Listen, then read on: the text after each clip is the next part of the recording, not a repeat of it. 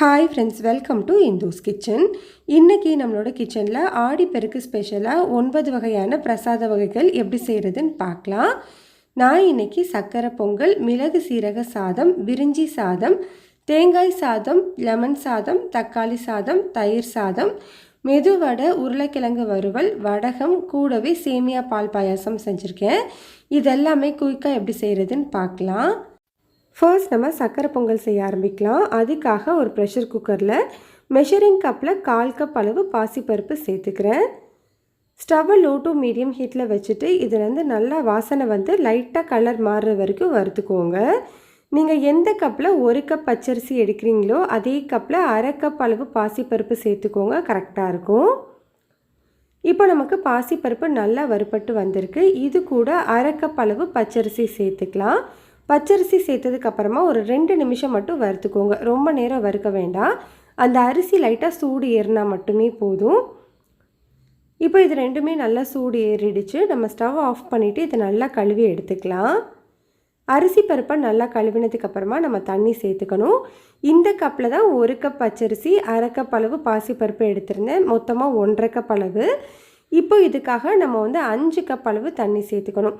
அதுக்கு பதிலாக நம்ம 4 கப் அளவு தண்ணியும் 1 கப் அளவு நல்லா திக்கான பாலும் சேர்த்துக்கோங்க. காய்ச்சின பால், காய்ச்சாத பால் எது வேணும்னாலும் நீங்கள் சேர்த்துக்கலாம். பால் சேர்த்து நம்ம சக்கரை பொங்கல் செய்யும்போது டேஸ்ட் ரொம்பவே நல்லாயிருக்கும். இப்போ இது ஒரு முறை நல்லா கலந்துட்டு ப்ரெஷர் குக்கரை மூடி விசில் வச்சு மீடியம் ஹீட்டில் 5 விசில் வச்சு எடுத்துக்கலாம். இது வெந்துட்டுருக்கட்டும். அதுக்குள்ளே நம்ம வெள்ளைப்பாகு ரெடி பண்ணிக்கலாம்.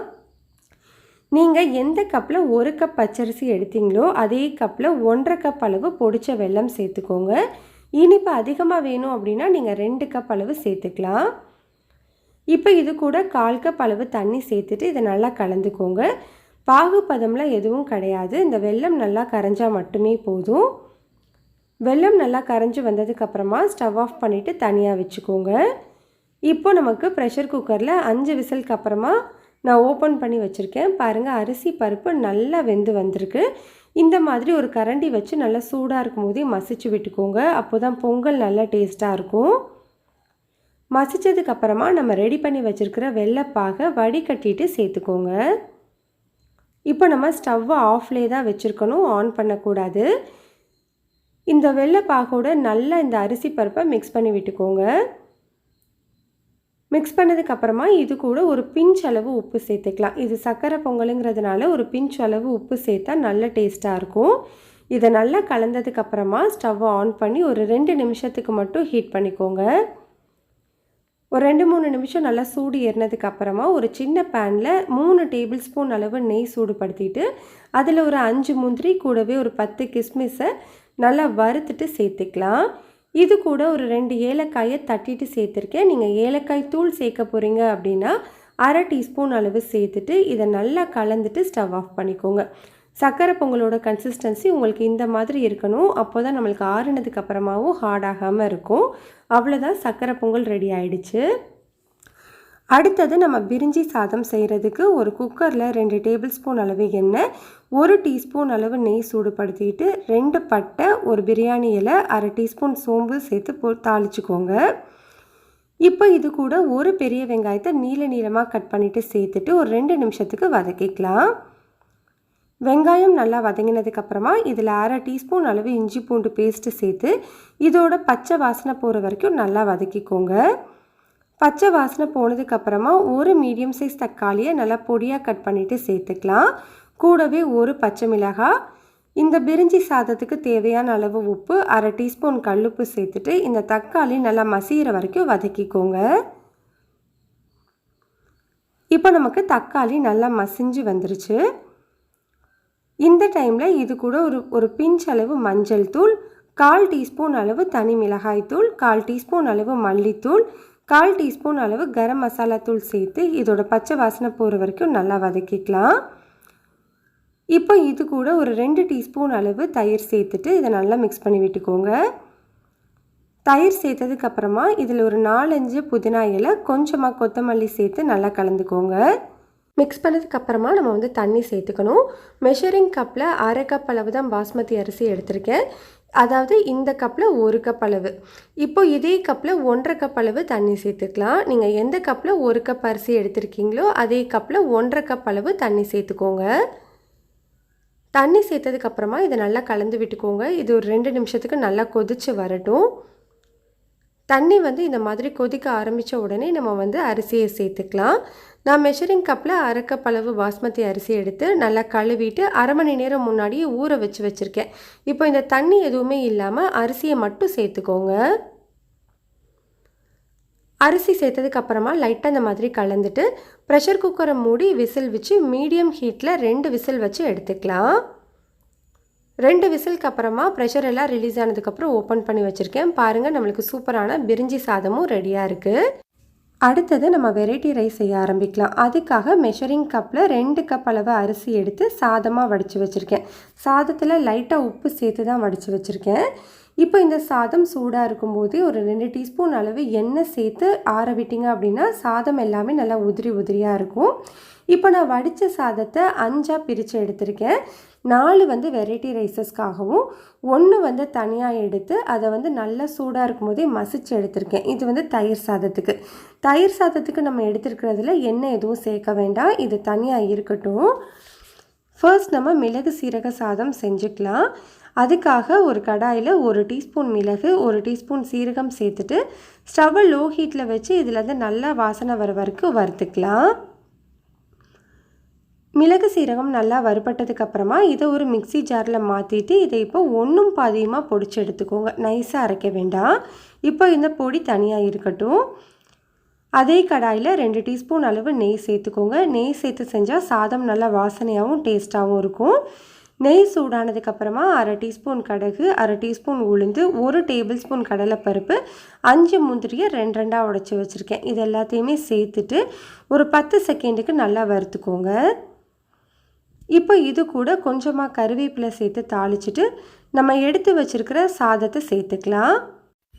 சாதம் சேர்த்ததுக்கப்புறமா இது கூட நம்ம ரெடி பண்ணி வச்சுருக்கிற பொடியையும் சேர்த்துட்டு இந்த சாதத்துக்கு தேவையான அளவு உப்பு 1/2 டீஸ்பூன் அளவு தூள் உப்பு சேர்த்துக்கிறேன். சாதத்தில் நம்ம ஏற்கனவே உப்பு சேர்த்துருக்கோம், அதனால் கொஞ்சமாக சேர்த்தா போதும். இப்போ இதை நல்லா கலந்துட்டு ஸ்டவ் ஆஃப் பண்ணிக்கோங்க. அவ்வளோதான், நம்மளுக்கு டேஸ்டான மிளகு சீரக சாதம் ரெடி ஆயிடுச்சு. அடுத்தது நம்ம தேங்காய் சாதம் செஞ்சுக்கலாம். அதுக்காக ஒரு கடாயில் 1 டேபிள் ஸ்பூன் அளவு எண்ணெய் சேர்த்துக்கோங்க. எண்ணெய் சூடானதுக்கப்புறமா 1/2 டீஸ்பூன் கடுகு 1/2 டீஸ்பூன் உளுந்து 1 டேபிள் ஸ்பூன் அளவு கடலைப்பருப்பு 2 டீஸ்பூன் அளவு வேர்க்கடலை கூடவே 4 முந்திரியை 2 உடைச்சிட்டு சேர்த்துருக்கேன். இப்போ இது எல்லாத்தையுமே 10லேருந்து 20 செகண்டுக்கு நல்லா வறுத்துக்கோங்க. இது எல்லாமே நல்லா வறுபட்டதுக்கப்புறமா இதில் கொஞ்சமாக கருவேப்பிலை சேர்த்து தாளிச்சிட்டு இது கூட 1/2 கப் அளவு துருவின தேங்காய் கூடவே 1 பச்சை மிளகாயை இடையில கீறிட்டு சேர்த்துக்கலாம். இப்போ இந்த தேங்காயை 2லேருந்து 3 நிமிஷத்துக்கு மட்டும் வதக்கிக்கோங்க, ரொம்ப நேரம் வதக்க வேண்டாம். தேங்காய் நல்லா வதங்கினதுக்கப்புறமா நம்ம எடுத்து வச்சுருக்கிற சாதத்தை சேர்த்துக்கலாம். கூடவே இந்த சாதத்துக்கு தேவையான அளவு உப்பு 1/2 டீஸ்பூன் அளவு தூள் உப்பு சேர்த்துட்டு இதை நல்லா கலந்து கொடுத்துக்கோங்க. நல்லா ஈவனாக மிக்ஸ் பண்ணதுக்கப்புறமா நம்ம ஸ்டவ் ஆஃப் பண்ணிக்கலாம். அவ்வளோதான், நம்மளுக்கு டேஸ்டான தேங்காய் சாதம் ரெடி ஆகிடுச்சு. அடுத்தது நம்ம தக்காளி சாதம் செஞ்சுக்கலாம். அதுக்காக ஒரு கடாயில் 1 டேபிள் ஸ்பூன் எண்ணெய் சூடுபடுத்திட்டு இது கூட 1/2 டீஸ்பூன் கடுகு 1 டேபிள் ஸ்பூன் கடலைப்பருப்பு 1/2 டீஸ்பூன் சோம்பு சேர்த்துக்கோங்க. இது எல்லாமே நல்லா பொரிஞ்சதுக்கப்புறமா கொஞ்சமாக கருவேப்பிலை சேர்த்து தாளிச்சிட்டு இது கூட 1 பெரிய வெங்காயம் கூடவே 1 பச்சை மிளகாயை இடையில கீறிட்டு சேர்த்துக்கலாம். இந்த வெங்காயத்தை 2-3 நிமிஷம் நல்லா வதக்கிட்டு இது கூட 1/2 டீஸ்பூன் இஞ்சி பூண்டு பேஸ்ட்டு சேர்த்து இதோட பச்சை வாசனை போகிற வரைக்கும் நல்லா வதக்கிக்கலாம். பச்சை வாசனை போனதுக்கப்புறமா இதில் 2 மீடியம் சைஸ் தக்காளியை நல்லா பொடியாக கட் பண்ணிவிட்டு சேர்த்துக்கலாம்.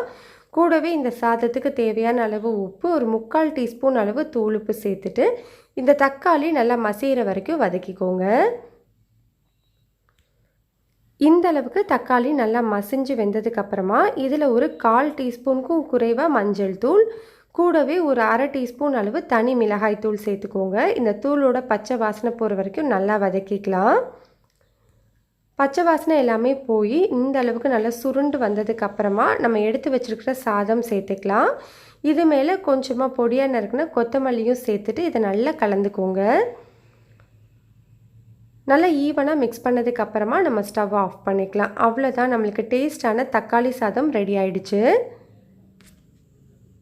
இப்போ நம்ம லெமன் சாதம் செய்ய ஆரம்பிக்கலாம். அதுக்காக ஒரு கடாயில் 1 டேபிள் ஸ்பூன் எண்ணெய் சூடுபடுத்திட்டு 1/2 டீஸ்பூன் கடுகு, 1/2 டீஸ்பூன் உளுந்து, 1 டீஸ்பூன் கடலைப்பருப்பு, 2 டீஸ்பூன் வேர்க்கடலை, 4 முந்திரியை 2 உடைச்சி வச்சுருக்கேன். இது கூட 1 வரமிளகாயை சின்ன சின்னதாக கட் பண்ணிவிட்டு சேர்த்துக்கலாம். இது எல்லாத்தையுமே ஒரு 10 செகண்டுக்கு வறுத்துக்கோங்க. இப்போ இது கூட 1 பச்சை மிளகாய், ஒரு சின்ன துண்டு இஞ்சி, இது ரெண்டையுமே பொடியாக கட் பண்ணிவிட்டு சேர்த்துக்கலாம். இது கூட கொஞ்சமாக கருவேப்பிலை, 1/4 டீஸ்பூன் மஞ்சள் தூள், 1/4 டீஸ்பூன் பெருங்காயத்தூள் சேர்த்துட்டு இதை நல்லா வறுத்துக்கோங்க. இது எல்லாமே நல்லா வறுபட்டதுக்கப்புறமா நம்ம ஸ்டவ் ஆஃப் பண்ணிக்கலாம். ஸ்டவ் ஆஃப் பண்ணதுக்கப்புறமா நம்ம எடுத்து வச்சுருக்கிற சாதம் சேர்த்துக்கோங்க. இது கூடவே ஒரு பாதி லெமனோட ஜூஸ் சேர்த்துக்கலாம். இப்போ இந்த லெமன் சாதத்துக்கு தேவையான அளவு உப்பு, ஒரு 1/2 டீஸ்பூன் அளவு தூளுப்பு சேர்த்துட்டு இதை நல்லா மிக்ஸ் பண்ணி விட்டுக்கோங்க. நல்லா ஈவனாக மிக்ஸ் பண்ணிக்கோங்க. அவ்வளோதான், நம்மளுக்கு டேஸ்டான லெமன் சாதம் ரெடி ஆயிடுச்சு. இப்போ நம்ம தயிர் சாதம் தாளிச்சிக்கலாம். அதுக்காக ஒரு சின்ன பேனில் 2 டீஸ்பூன் அளவு எண்ணெய் சூடுபடுத்திக்கோங்க. எண்ணெய் சூடானதுக்கப்புறமா 1/2 டீஸ்பூன் அளவு கடுகு, 1 டீஸ்பூன் அளவு கடலைப்பருப்பு, ஒரு பாதி பச்சை மிளகாய், ஒரு சின்ன துண்டு இஞ்சியை பொடியாக கட் பண்ணிவிட்டு சேர்த்துக்கலாம். இது கூட ஒரு 1/4 டீஸ்பூனுக்கும் குறைவான அளவு பெருங்காயத்தூள் சேர்த்துட்டு இது எல்லாத்தையும் நல்லா வறுத்துக்கோங்க. இப்போ இது கூட கொஞ்சமாக கருவேப்பிலை சேர்த்து தாளிச்சிட்டு இந்த தாளிப்பை நம்ம எடுத்து வச்சுருக்கிற சாதத்தில் சேர்த்துருக்கலாம். இப்போ இது கூட 1/2 கப் அளவு நல்ல கெட்டியான தயிர் சேர்த்துக்கோங்க. அதே 1/2 கப் அளவு காய்ச்சி ஆற வச்ச பால் சேர்த்துக்கோங்க. இப்போ இந்த தயிர் சாதத்துக்கு தேவையான அளவு உப்பு, 1/2 டீஸ்பூன் அளவு தூளுப்பு சேர்த்துட்டு இதை நல்லா கலந்து விட்டுக்கலாம். நல்லா கலந்ததுக்கப்புறமா இதில் கொஞ்சமாக பொடியாக நறுக்குனா கொத்தமல்லியும் சேர்த்து கலந்துக்கோங்க. அவ்வளோதான், நம்மளுக்கு ரொம்ப ரொம்ப டேஸ்டான தயிர் சாதமும் ரெடி ஆயிடுச்சு. இப்போது இந்த வெரைட்டி ரைஸ் கூட தொட்டு சாப்பிட்ற மாதிரி ஒரு டேஸ்டான உருளைக்கிழங்கு வறுவல் எப்படி செய்கிறதுன்னு பார்க்கலாம். அதுக்கு ஒரு பேனில் 2 டேபிள் ஸ்பூன் அளவு எண்ணெய் சேர்த்து சூடுபடுத்திக்கோங்க. எண்ணெய் சூடானதுக்கப்புறமா இதில் 2 மீடியம் சைஸ் உருளைக்கிழங்கு தோல் சீவிட்டு இந்த மாதிரி மீடியம் சைஸ் பீசஸாக கட் பண்ணி வச்சுருக்கேன். இதை சேர்த்துட்டு ஒரு 2லேருந்து 3 நிமிஷத்துக்கு இந்த எண்ணெயிலே வதக்கிக்கோங்க. உருளைக்கிழங்கு ஒரு 2-3 நிமிஷம் வதக்கினதுக்கப்புறமா இதில் ஒரு 1/4 டீஸ்பூன் அளவு மஞ்சள் தூள், 1/2 டீஸ்பூன் அளவு தனி மிளகாய் தூள், 1/2 டீஸ்பூன் அளவு மல்லித்தூள், 1/2 டீஸ்பூன் அளவு மிளகுத்தூள், 1/2 டீஸ்பூன் அளவு சீரகத்தூள் சேர்த்துக்கலாம். இப்போ இந்த உருளைக்கிழங்கு வறுவலுக்கு தேவையான அளவு உப்பு, 1/2 டீஸ்பூனுக்கும் கொஞ்சம் குறைவான அளவு தூளுப்பு சேர்த்துக்கோங்க. இப்போ இந்த தூள் எல்லாத்தையுமே நல்லா இந்த எண்ணெயிலே வதக்கிக்கோங்க. அந்த தூளோட பச்சை வாசனை போகிற வரைக்கும் நல்லா வதங்கட்டும். உருளைக்கிழங்கோட நல்லா வதங்கினதுக்கப்புறமா இதை ஒரு மூடி போட்டு ஸ்டவ்வை மீடியம் ஹீட்டில் வச்சு ஒரு 5 நிமிஷம், லோ ஹீட்டில் வச்சு ஒரு 5 நிமிஷம், மொத்தமாக ஒரு 10 நிமிஷத்துக்கு அப்புறமா எடுத்துக்கலாம். 10 நிமிஷத்துக்கு அப்புறமா பாருங்கள், நம்மளுக்கு உருளைக்கிழங்கு நல்லா ஃப்ரை ஆகி நல்லா வெந்து வந்துருச்சு. இந்த டைமில் கொஞ்சமாக கருவேப்பிலையை பிச்சு போட்டுட்டு நல்லா கலந்துட்டு ஸ்டவ் ஆஃப் பண்ணிக்கலாம்.